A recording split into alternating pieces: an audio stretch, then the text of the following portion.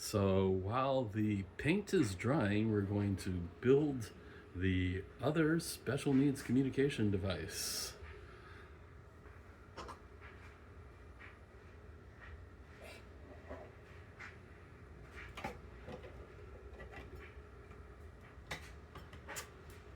Has a nice press fit there. That little screen is interchangeable with a whole bunch of other screens. This is designed to be a demonstration at Maker Faire to show kind of what can be easily done. Now, to speed things up, and because this is an alpha beta unit, this doesn't have screws to hold everything in, just all the case parts. So we're going to just use this 3D printed pen with more ASA plastic, which is what the case is printed with, provided to us free of charge from Prusa. Thank you. And we're going to just fill the hole and lock the device in.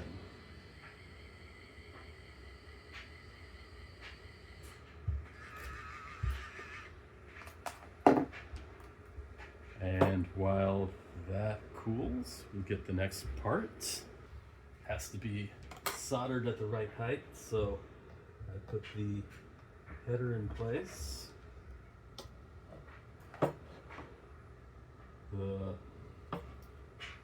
switch is now sticking through the bottom, so get a little influence, and then we align the pins on this arcade switch breakout board. I put a little bit of flux on the pins so that they fit more easily, and have a cable right here for the soldering iron, which will require a brief wait.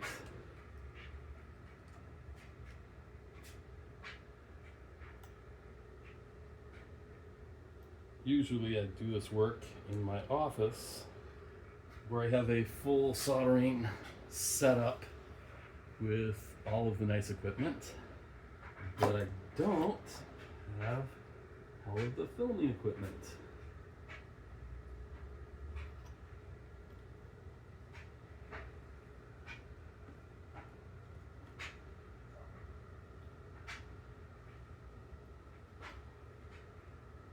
And remember, you should have an air filter going while you do this.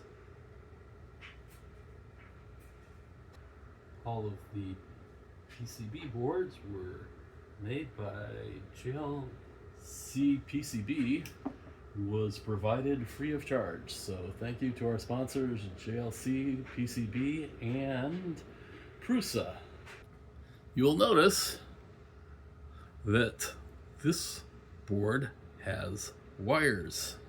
You may think, but they're shorting each other. These wires have an enamel coating, so they are insulated, making them very nice to rework boards when you find out that the pins used for the LCD don't work, or at least not with the library you're using. So once again, we push in, nice press fit with markers. We push down in there, check our fit on the other side. Looks pretty good. While I was working on the other device, the paint has dried, so we're going to insert the main processor LCD and start building the Japanese arcade special needs.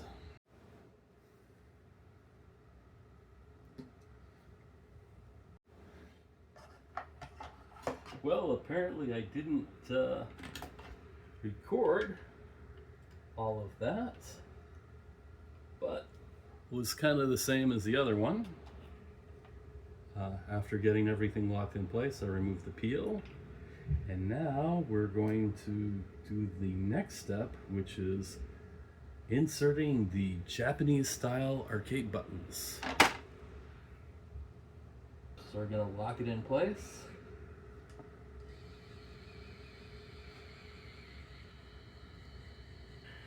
The next versions will have self-threading holes, C-links below to screw these parts in. But as you may be noticing, we're doing multiple different subsets of needs communication devices with the same hardware, mostly of the same plastics. So, and if that wasn't a good enough reason for this testing imperfections, we're also going to be taking it to the Bay Area Maker Faire next weekend. Because this isn't our first assembly, we're going to start by attaching the wires to the buttons. And we found out that the best way to do that is to use some good pliers to save your fingers. Because if it's making a good connection, it requires quite a bit of force. There is no polarity as it's an on-off switch. Assembling the quote Japanese style arcade buttons.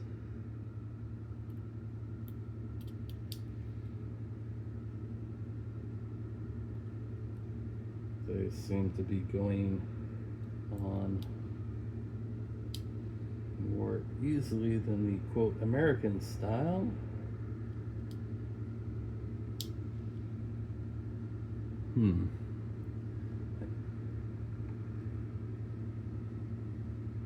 Let me check continuity.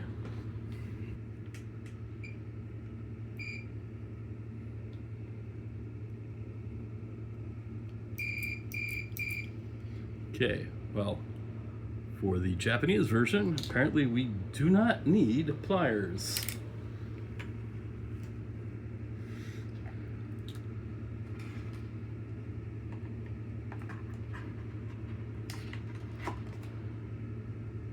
We will test this at Bay Area Maker Faire and possibly other places, and we'll decide whether or not this very easy to assemble arcade switch is viable for these devices or not. If we look over there, we can see the non-arcade switch, which is in the first device that went to Thailand for an adorable girl named Moana.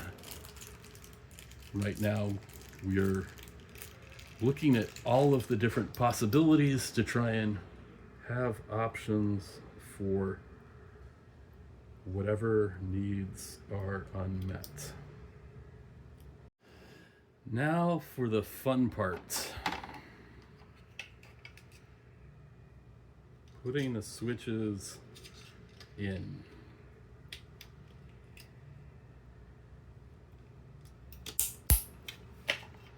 Just pull that board out so we don't have problems with it.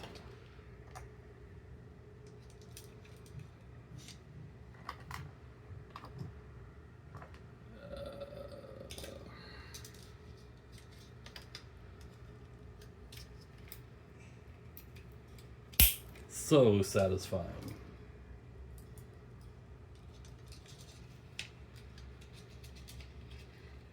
Obviously, the colors can be put in any pattern.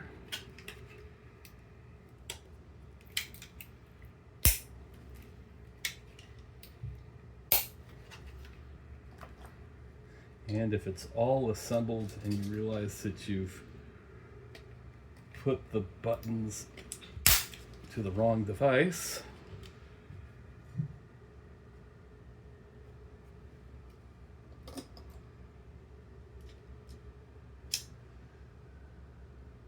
oops, you can pop them out.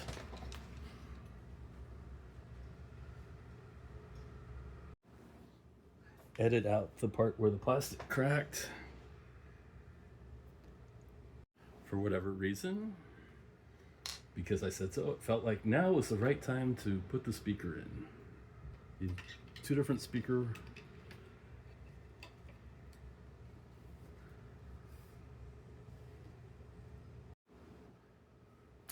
So 1, 2, 3, 4, 5, 6, 7, 8. 1, 2, 3, 4, 5, 6, 7, 8. One is right here.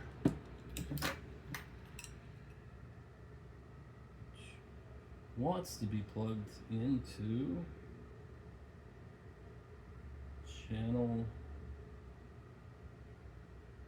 0.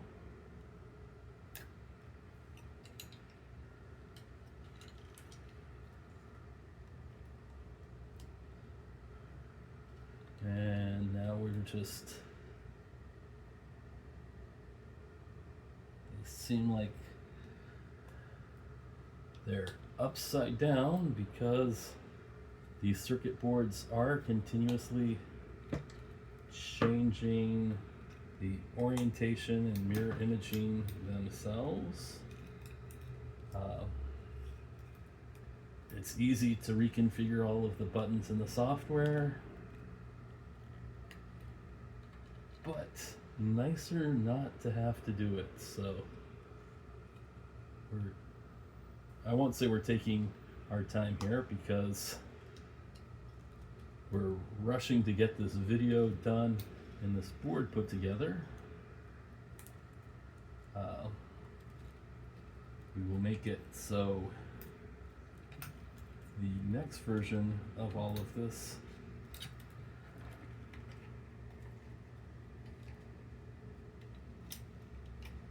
the numbers all line up with each other, but that's not that critical. So now we have it all plugged in to the board. We're going to plug the board into the processor, arranging all of the cables in,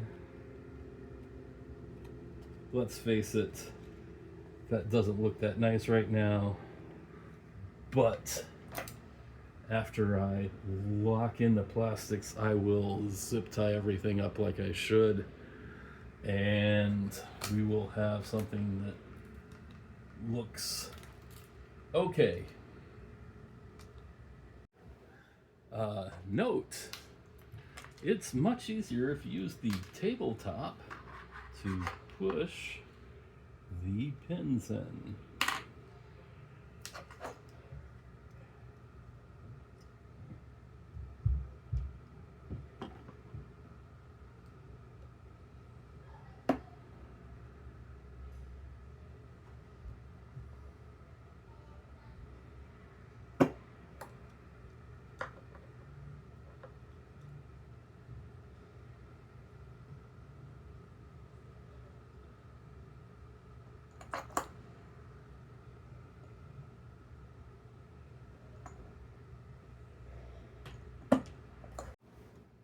Okay, that was clearly more work than the Japanese buttons.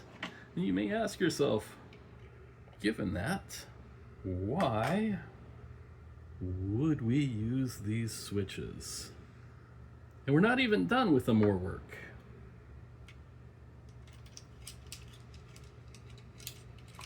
These are clever, and you'll notice that there's many more features on this board than the other one. So if you look, there's a little pin there and there, and the switch goes into the bottom and then rotates the top, kind of snapping in place.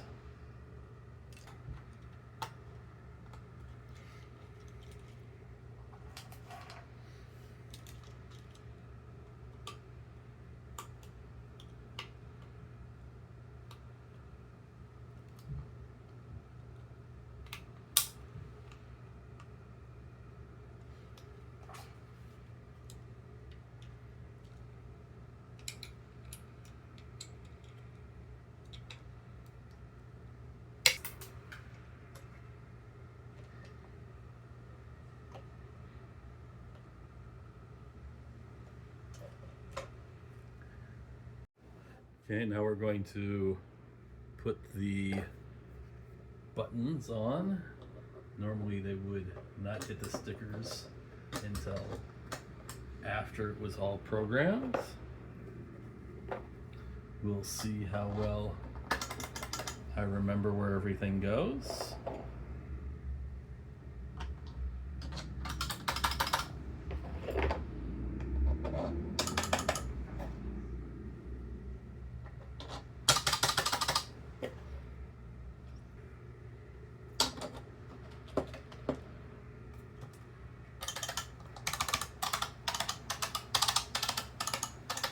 Okay, good enough.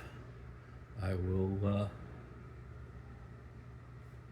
put some screws in. I was much more careful with the unit that was actually deployed. And that's good for this. And there we have it with cable management. Ta-da! And now we're going to wire up the so-called American style arcade switches.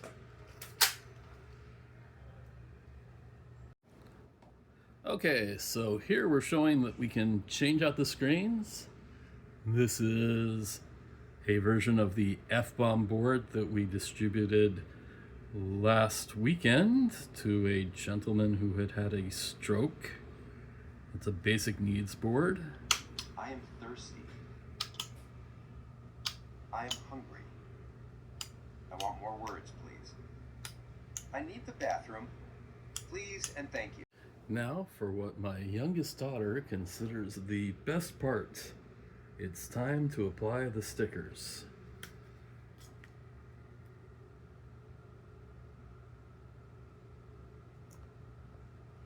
And thanks to having sprayed it with a clear coat, they're very easy to apply and stick very well. That said, they were designed for being put onto 3D printed buttons. My daughter will be disappointed in my sticker applying ability and will volunteer to apply stickers for these going forward, I'm sure.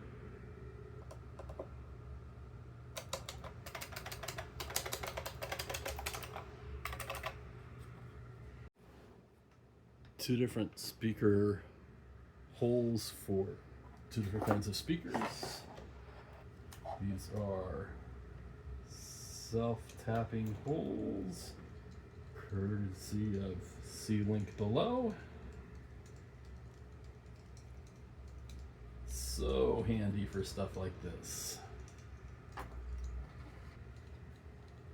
It's starting to look like a product.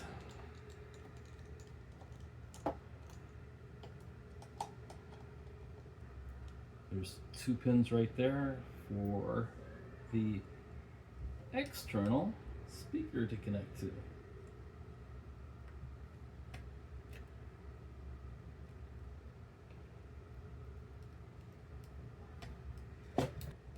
Knock out the supports, plug it in. Hopefully I loaded software on it first. Good morning.